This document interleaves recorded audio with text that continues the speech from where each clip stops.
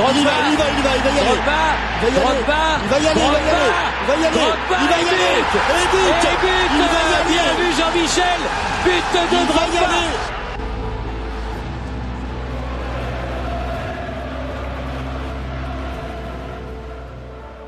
Il ne faut pas beaucoup de temps pour devenir une idole.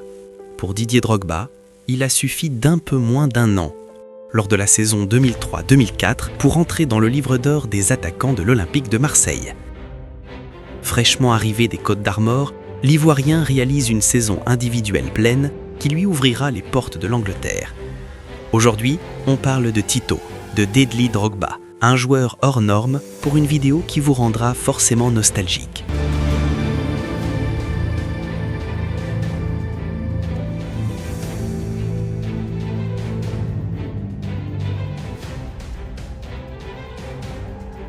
Dans la profondeur, un supplice. Dos au but, un calvaire. Sur coup franc, une menace. Dans les airs, bien trop fort.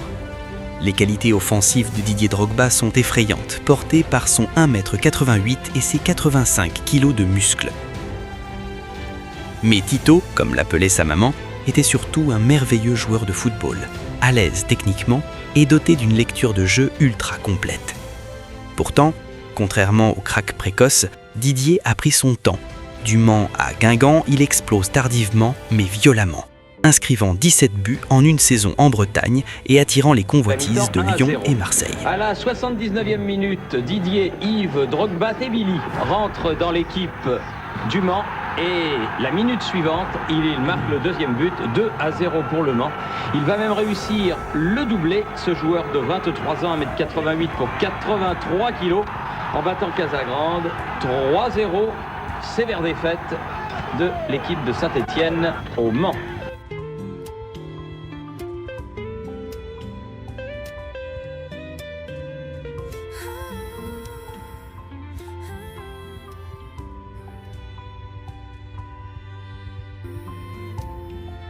Pendant que Didier empile les buts, son pays, la Côte d'Ivoire, se déchire.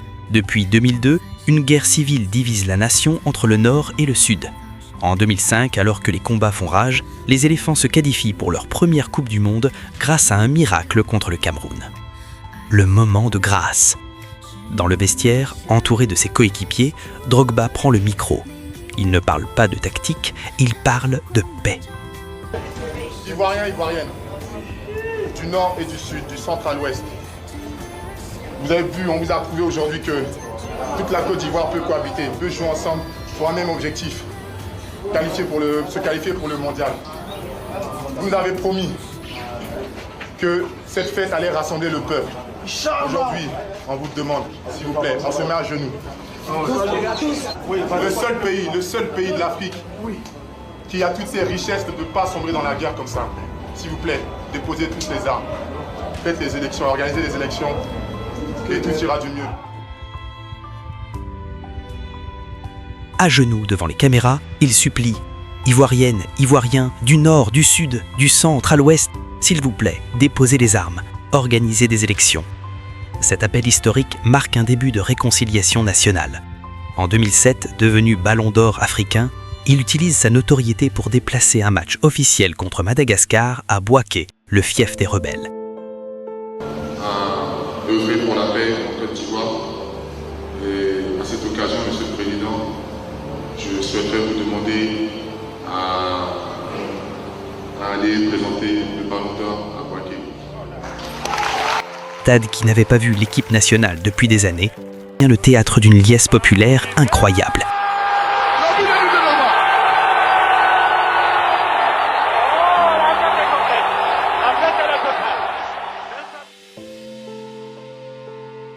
Le football vient de faire ce que les diplomates n'arrivaient plus à faire, réunir un peuple. Mais ça mérite une vidéo à elle seule.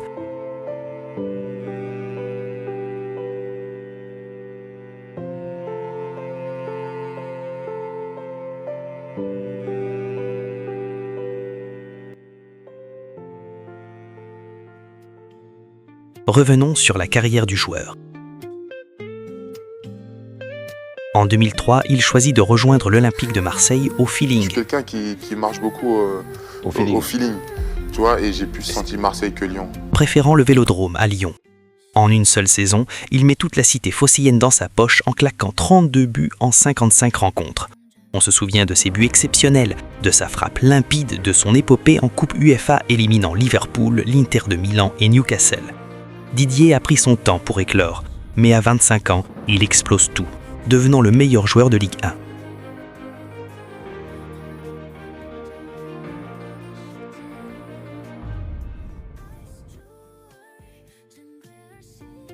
En 2004, il rejoint Chelsea et José Mourinho. En débarquant à Londres pour 37 millions d'euros, Didier ne change pas seulement de club, il change de dimension. Mais les débuts sont rudes. Sous la pluie fine de Stamford Bridge, le public anglais est sceptique.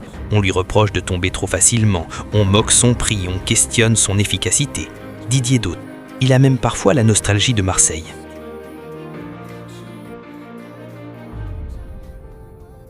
Mais José Mourinho, son menteur, ne lâche rien. Il sait que derrière l'attaquant qui tâtonne, il y a un monstre qui sommeille. C'est le début de l'ère des Blues. Sous l'impulsion d'un collectif superbe, Chelsea remporte la Première Ligue en 2005. Puis le déclic. La saison 2007-2008 est celle de l'explosion spectaculaire. Didier ne se contente plus de peser sur les défenses, il les dévaste. 33 buts. Il devient le premier joueur de Chelsea à franchir la barre des 30 buts depuis plus de 20 ans. L'Angleterre n'a plus le choix. Elle doit s'incliner devant sa puissance. Le Drogba météo laisse place au Drogba ouragan.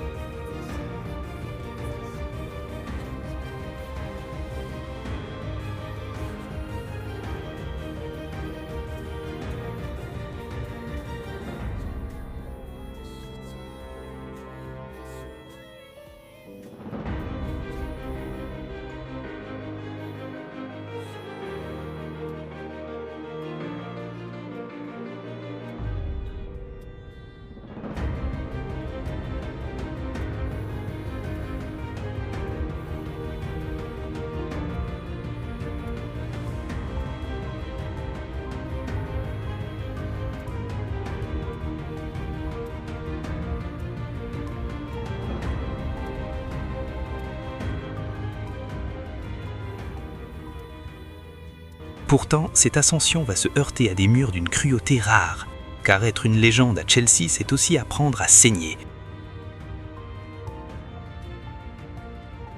C'est la première finale de Ligue des Champions de l'histoire du club. Face à l'ennemi juré, Manchester United. Le match est une guerre de tranchées sous une pluie battante. Au 117e minute, dans la tension étouffante et des prolongations, Didier commet l'irréparable, une gifle sur Nemanja Vidic. Le carton rouge tombe, c'est le début d'un calvaire. Depuis le tunnel des vestiaires, il regarde impuissant John Terry glisser et Nicolas Lanelka échouer. Chelsea perd. And victory belongs to Manchester United. Didier est inconsolable, rongé par la culpabilité. Il pense avoir laissé passer sa chance éternelle. Un an plus tard, Didier et les Blues reviennent plus forts.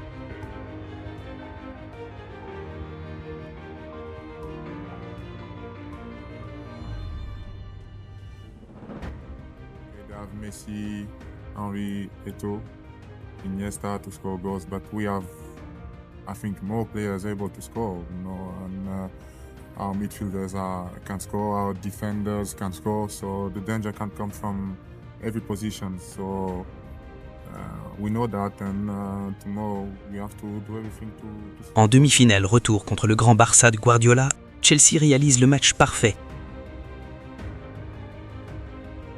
Jusqu'à ce que l'arbitrage de Tom Henning-Ovrebo ne bascule dans l'irréel. 4 pénaltys flagrants oubliés. Le but d'Iniesta à la dernière minute agit comme un coup de poignard. Au coup de sifflet final, la rage de Didier explose.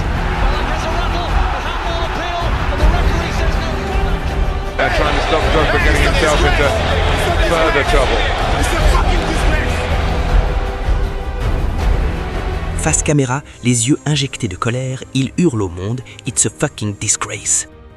Une sortie brute, non filtrée, qui lui vaudra une suspension, mais qui cimentera jamais son lien avec les supporters. Didier n'est pas seulement un employé du club, il a le cœur battant de leur frustration.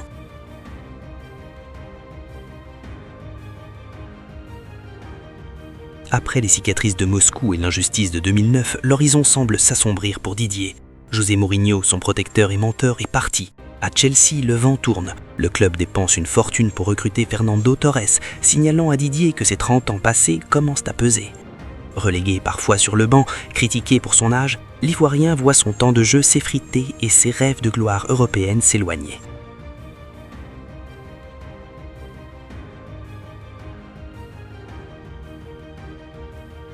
Et le sort s'acharne. En février 2012, il vit ce qui restera comme l'un des plus grands traumatismes de sa vie. La finale de la CAN face à la Zambie. Capitaine, leader, espoir de tout un peuple, Didier manque son pénalty durant le match. La Côte d'Ivoire s'incline.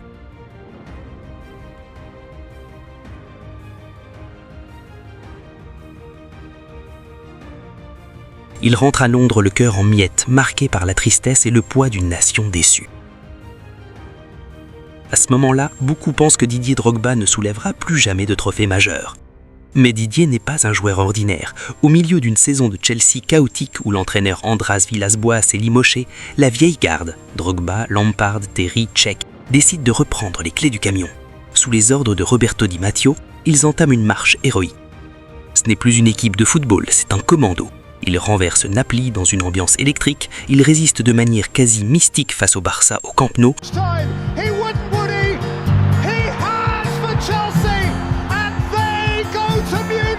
Jusqu'à cette finale à Munich, le rendez-vous final avec l'histoire. Le 19 mai 2012, Didier ne joue pas seulement un match, il joue sa vie. Face au Bayern, dans leur propre stade, Chelsea subit. Quand Müller ouvre le score à la 83e minute, le monde entier pense que c'est fini. Mais Didier, ce big game player qui a tant souffert, refuse de mourir. 88e minute. Sur l'unique corner des siens, il s'élève. Ce n'est pas un saut, c'est une impulsion divine. Il catapulte le ballon dans la lucarne. 1-1. Il arrache les prolongations à lui seul.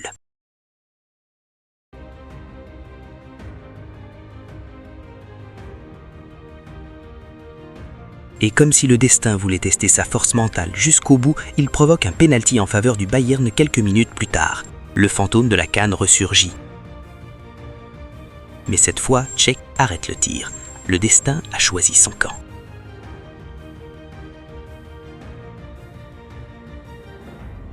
Alors vient la session de tir au but fatidique. La dernière cartouche pour Didier. S'il marque, Chelsea touche enfin le ciel. Il s'avance avec le calme des plus grands. Un plat de pied, une course de 3 pas, et le filet tremble.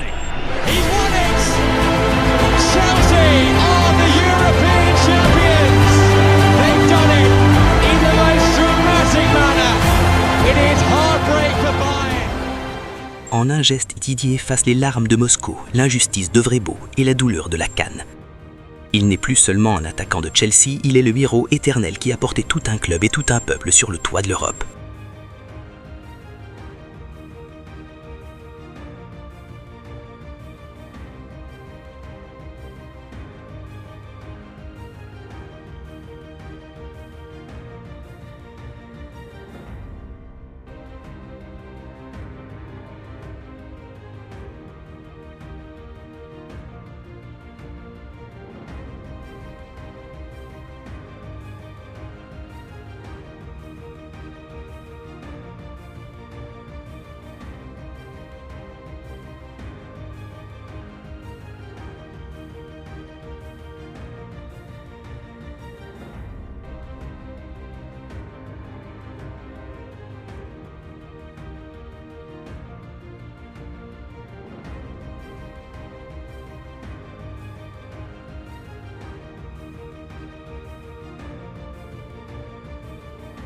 Après des piges en Chine, en Turquie et un retour romantique à Chelsea en 2014, Didier quitte le très haut niveau. Mais son empreinte est indélébile. Avec 350 buts en carrière, il est élu meilleur joueur de l'histoire de Chelsea par les fans. Bien au-delà du gazon, il a joué un rôle majeur dans le maintien de la paix dans son pays. Même après sa retraite, il reste impliqué en intervenant lors des crises politiques de 2010 ou 2020 pour appeler au pardon.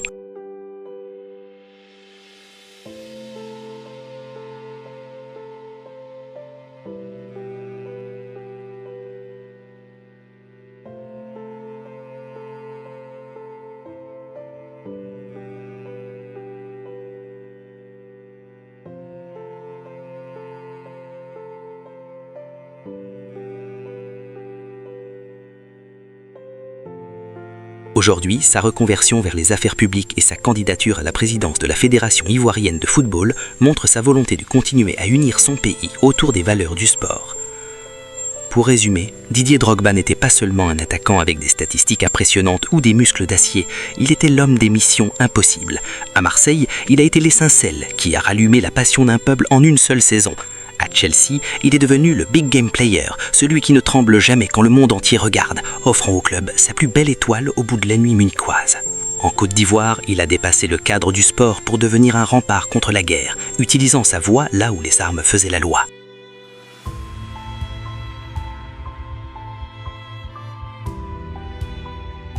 Didier, c'est l'histoire d'une ascension tardive mais fulgurante. C'est la preuve que l'on peut échouer à Moscou, pleurer à Libreville et finir par régner de l'Europe en triomphe à 34 ans. Il quitte les terrains avec 350 buts, mais il laisse derrière lui quelque chose de bien plus précieux, un pays unifié et un nom gravé à jamais dans l'histoire du football mondial.